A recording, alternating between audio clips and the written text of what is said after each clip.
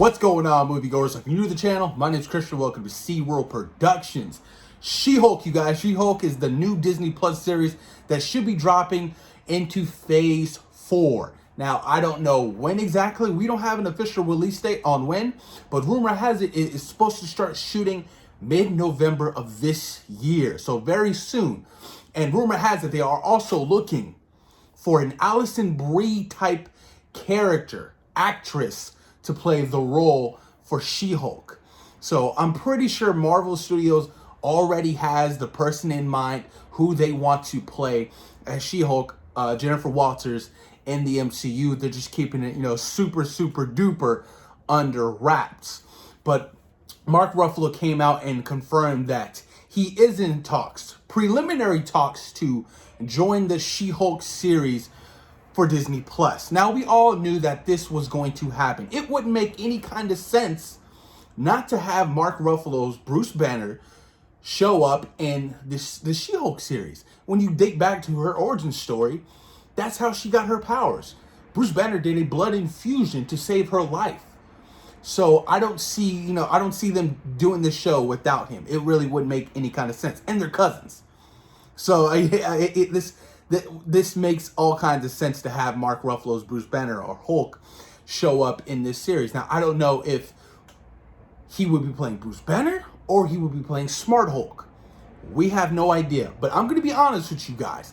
I'd much rather see Bruce Banner back than have Smart Hulk. Smart Hulk was cool in Avengers Endgame.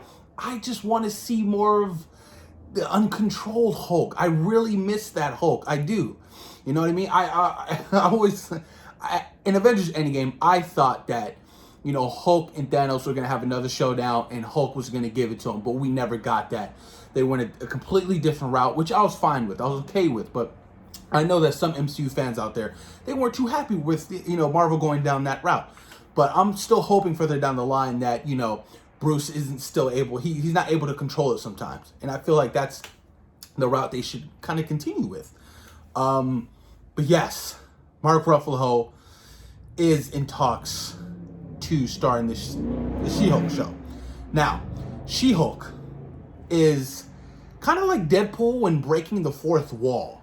I don't know if they're going to go down that route, but if they do go down that route, I think that would be pretty cool. Because obviously it works for Deadpool.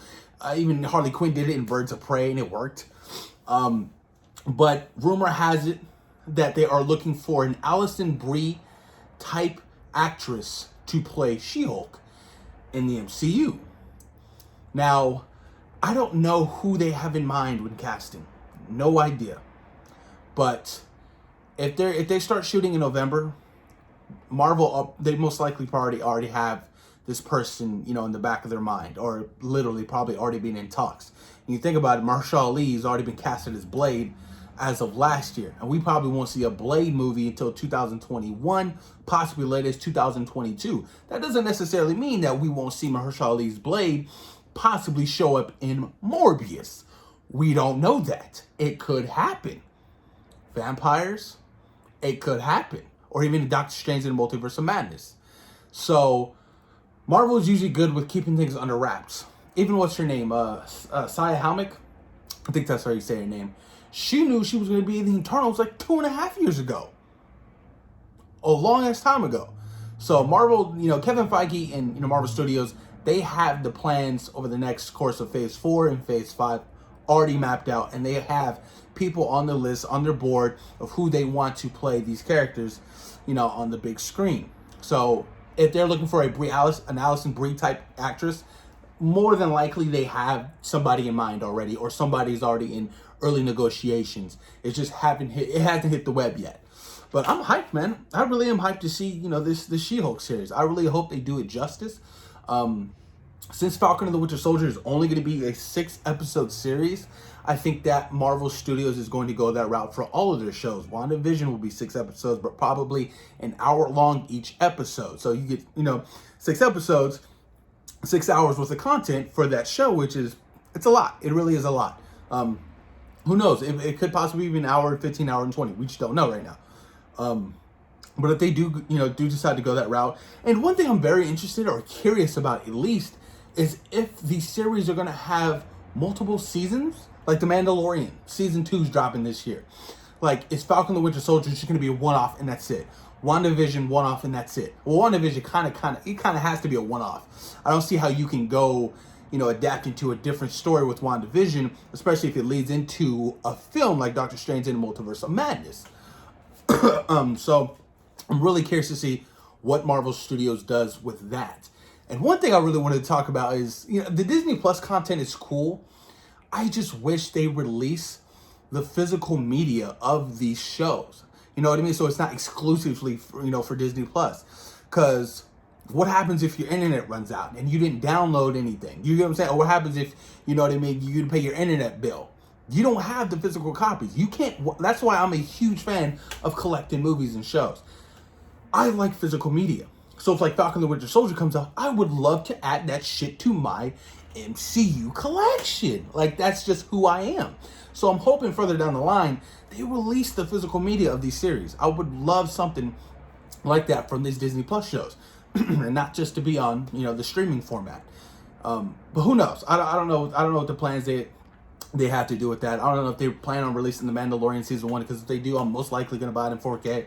But who knows? Who knows? It might exclusively just be for Disney Plus. Netflix does the same shit for some of their, majority of their content. Besides like Stranger Things. I think Stranger Things is like the only thing that's released on physical media on Netflix. But I don't know. I'm curious to see what Disney Plus does.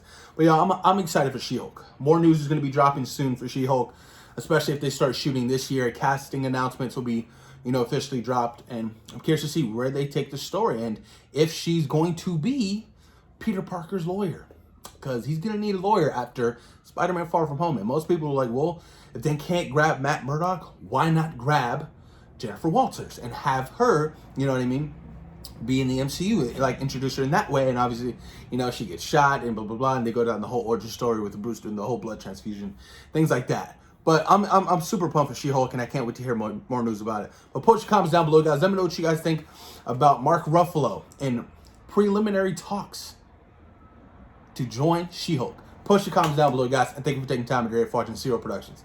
Peace.